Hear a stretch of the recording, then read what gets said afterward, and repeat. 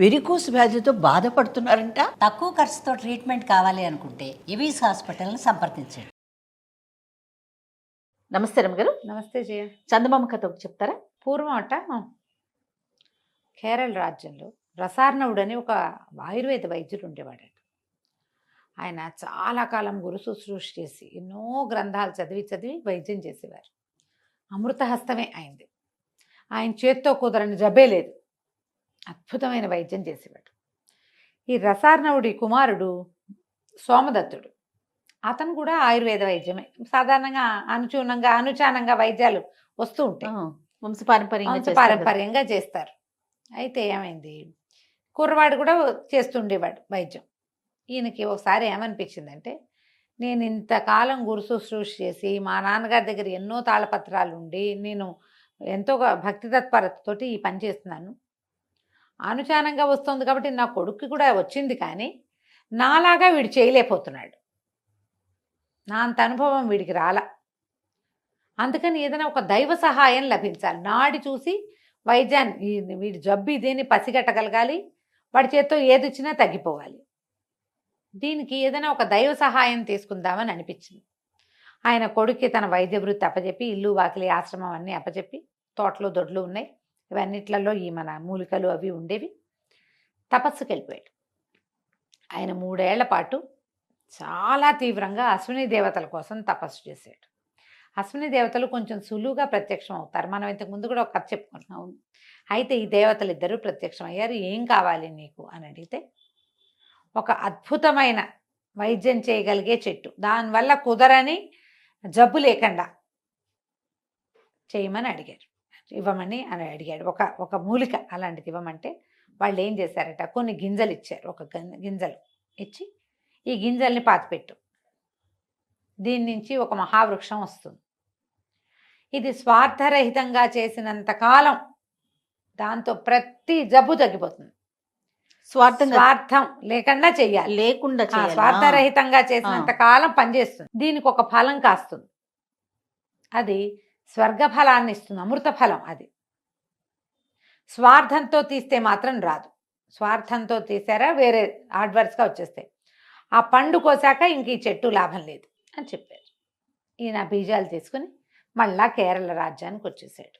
వచ్చాక తన వాకిట్లో ఒక పక్కగా మంచి ఈశాన్య దిక్కున ఈ అద్భుతమైన గింజల్ని, దేవతలు ఇచ్చిన గింజల్ని నాటాడు.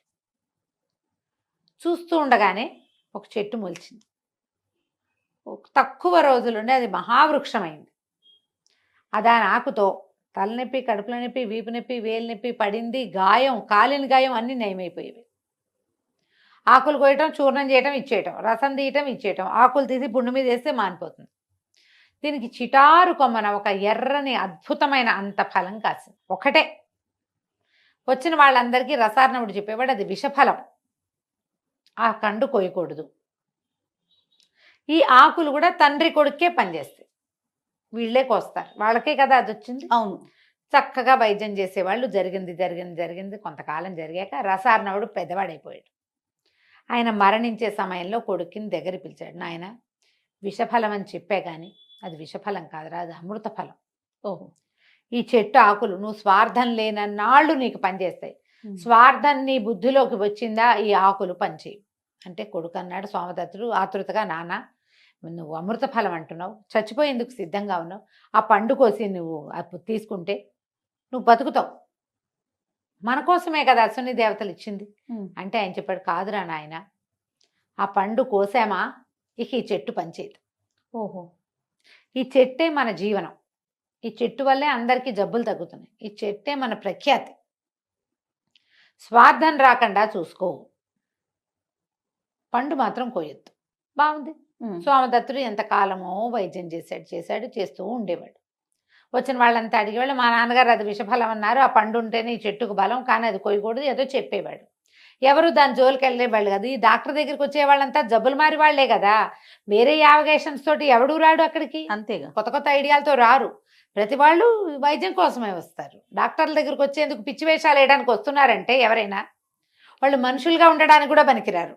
అంతే, డాక్టర్ దగ్గరికి వైద్యం కోసమే వెళ్ళాలి. అయితే ఏమైంది, కొంతకాలం గడిచాక ఆ ఊరి రాజ్యం తాలూకు రాజుగారికి విపరీతమైన కడుపులో నొప్పి. ఎన్ని మందులు వాడారో తగ్గల. రకరకాల మందులు వేసుకుని ఆయన కడుపులో మంటలు పుట్టేవి, పిసుకు పుట్టేసేది. ఇంతలో ఎవరో చెప్పారు, రసార్ణవుడి కుమారుడైన సోమదత్తుడు అద్భుతమైన మూలికా వైద్యం చేస్తాడని, అతను చెయ్యి పడితే తగ్గిపోతుంది. ఆయన వెళ్దామనుకున్నాడు.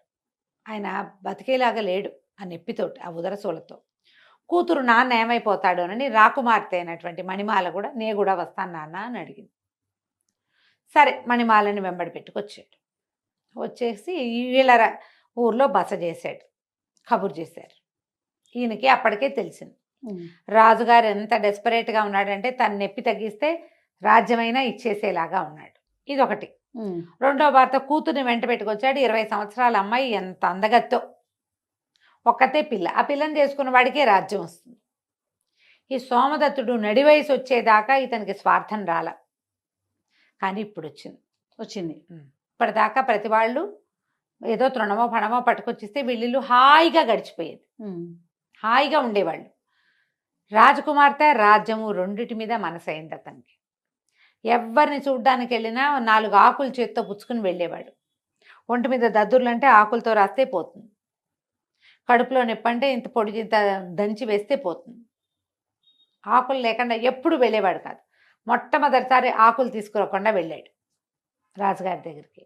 రాజుని అడిగాడు, మా అయ్యా మీరు తగ్గితే మీరేమి ఇస్తారంటే, మీరు ఏది అడిగితే అది ఇస్తాను, మీకు ఏం కావాలో అడగండి, నా జబ్బు తగ్గించానంటే ఒక్క గడియలో పోగొడతా మీకు వచ్చిన సమస్యని. అసలు నిమిషాలే చాలు నాకు మీ జబ్బు పోగొట్టడానికంటే, మీరు ఏది అడిగినా సరేనన్నాడు. మీ అమ్మాయిని నాకు ఇచ్చి పెళ్లి చేయండి అన్నాడు సోమదత్తుడు. రాజు నిర్ఘాంతపోయాడు. 19-20 సంవత్సరాల పిల్ల, సుకుమారి. ఈయన చూస్తే నడి వయసువాడు, నల్లటివాడు, వంకర కాళ్ళవాడు, వైద్యుడు మీది మిక్కిలి. ఆయన వద్దనుకున్నాడు. ఏముంది, ఎట్టాగో చచ్చిన సిద్ధంగా ఉన్న, పోతే పోతా, పిల్లకి ఎవరో క్షత్రుడు దొరుకుతాడు సరిపోతుంది అంటే, కూతురు ఒప్పుకోవాలి. కాదు నాన్న, నీ నొప్పి తగ్గి బాధ తగ్గి ఇంకా నీకు నడివయసు వాడివే, ఇప్పుడే నువ్వెందుకు మరణించాలి, నువ్వు వృద్ధుడివి కాదు, పోని చేస్తానని ఒప్పుకో. ఈయన మహామహిమాన్వితుడు, 100 మంది వైద్యులు కుదర్చలేని దాన్ని కుదురుస్తాడంటే మేధావి, మేధావితో వివాహం కూడా మంచిదే కదా నాన్న అని బతిమలాడింది. అయితే మంత్రి గారు ఏమన్నాడు, ఒకవేళ కుదరకపోతే తల తీయిస్తామని ఒప్పించారు.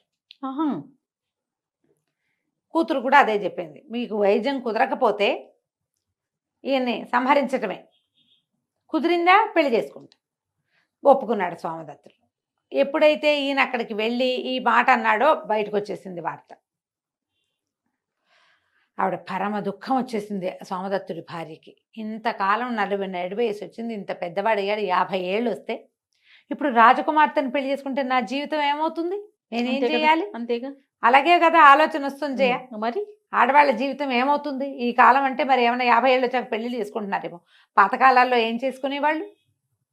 భర్త ఇంకొక స్త్రీతో ఉంటే ఈ భార్యల పరిస్థితి ఏంటి? ఆవిడ పరమ దుఃఖం వచ్చేసింది ఆవిడకి. సరే ఈయన ఇంటికి వెళ్ళి చెట్టు నుంచి 4 ఆకులు కోసుకొని చెట్టుకో దండం పెట్టి రాజుగారి దగ్గరికి వెళ్ళాడు. ఆయనకి ఏం తెలుసు అంటే, ఏదైనా సరే ఆకులతో రాస్తే పుళ్ళు మాంతాయి, దెబ్బలు మాంతాయి, కాలిన గాయాలు మాంతాయి, వాపులు తగ్గిపోతాయి. ఎంత లావు పుండైనా అందులో పురుగుంటే పురుగుడు బయటపడిపోవాల్సిందే. లోపలికి ఇస్తే కడుపులో నొప్పి, ఎంత లావు నొప్పి అయినా, తలనొప్పి అయినా, వీపు నొప్పి అయినా, ఏ నొప్పి అయినా తగ్గిపోవాల్సిందే. ఆకులు కల్మంలో వేసి నూరించాడు. ఆయనకి ఇంత రసం తీసి ఇచ్చాడు. రసం తీసి ఇచ్చిన 5వ నిమిషానికి డాక్టర్కి రాజుగారు కింద పడి దొడ్లిగింతలు పెట్టడం మొదలుపెట్టాడు. కడుపులో మండిపోతోంది, విపరీతమైన నొప్పి, ఈ బాధ భరించలేకుండా ఉన్నానంటే అందరూ నిర్ఘాంతపోయారు. ఈ సోమదత్తుడు వెనకాల చాలామంది వచ్చారు. వాళ్ళందరికీ తెలుసు సోమదత్తుడి చేత్తో, ఎడం చేత్తో ఆకు రసం ఇచ్చినా తగ్గిపోవటమే. రాజు ఎందుకు అలా అయిపోయాడో తెలియలా. సోమదత్తుడు కూడా అర్థం కాల. ఇప్పటిదాకా ఎప్పుడు తన తండ్రి ఆ గింజలు తెచ్చిన రోజు నుంచి ఈ రోజు దాకా ఈ 30 సంవత్సరాలు 30 సంవత్సరాలు ఆయన ఫెయిల్ అయిందే లేదు. వీళ్ళు ఏమన్నారు, ఏమిటి వైద్యశేఖర కత్తికి రెడీగా ఉన్నారా అని అడిగితే, నన్ను ఒక్కసారి ఇంటికి వెళ్ళి చూసి రానివ్వండి అన్నాడు. ఈయన ఇంటికి వెళ్ళేసరికి చెట్టు బోసిగా ఉంది, ఆ కాయలేదు, విషఫలం కదా అది. ఇంట్లోకి వెళ్ళాడు. దుఃఖంతో అయిపోయింది. ఎందుకంటే ఎప్పుడైతే ఆ చెట్టు కాయ కోయబడిందో ఈ ఆకులకి మహత్యం తగ్గిపోయింది, మహత్తు. ఈ ఆకులు రాజుగారికి ఇస్తే రాజుగారికి ఏం పని చేయలే. ఆకుల వల్ల, చెట్ల మందు వల్ల కడుపులో మంట వచ్చింది ఆయనకి. ఇప్పుడు ఏం చేయటం? లోపలికి వెళ్ళేసరికల్లా బాకెట్లో ఎక్కించి గుమ్మంలో కడుగు పెడతారు. కాగితం కనపడింది. కాగితంలో రాసింది, మీ జీవితానికి నేను అడ్డంకి కాదల్చలేదు.